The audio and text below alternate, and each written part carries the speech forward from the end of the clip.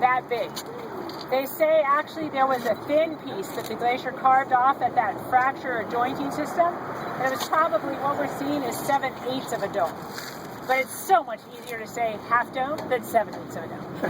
So there's the glacier sheared it off at a fracture or joint, and post-glaciation, big slabs of rock have cascaded off, and down at the base, on that north base, are big rubbly pieces of rock. Post-glaciation, so after the glacier, that visor sticking out, you can see that visor.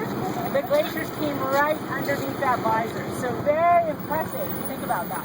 In comparison to Cloud's Rest, that's very small. The top of Half Dome is probably the size of 6 football fields or so. And it's very nice and flat and broad, and it's beautiful up there. And there's a trail to go all the way to the top. And it's 8.8 miles. 4,800 foot gain to get up there. It is not easy. In other words, this is not something to do if you're wearing sandals. It's not something to do unless you have a full lunch, lots of water filter, headlamp, in case that you get up there after dark. You got to find your way down. No one's coming to find you. It's a really considered very strenuous hike, but doable if you're healthy and in shape and are planned it out and everything. And I've hiked it many, many times. So. But now it requires a permit because there were so many people climbing Half Dome. And dying.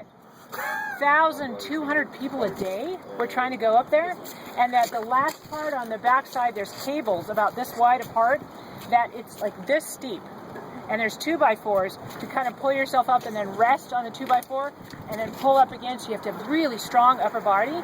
And there was people that would get up there because it's so scary, and they would freeze, and they would just and they wouldn't move up or down. And then people couldn't move past them because it was only this big. And with the day pack on, you couldn't get past people.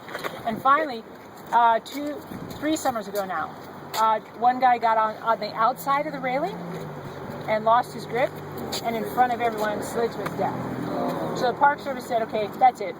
Now it's a permit system. Only 300 to 400 people a day can go up there instead of 1,200 people trying to get past each other on that cable. So it's a very popular hike, but you got to get a permit to go and do it. So I highly recommend it if you're fit and able. It's a wonderful hike to do. So the icon of Yosemite. We're going to go over to Cook's Meadow, and there's a nice crosswalk here to cross safely. And then we'll go out here.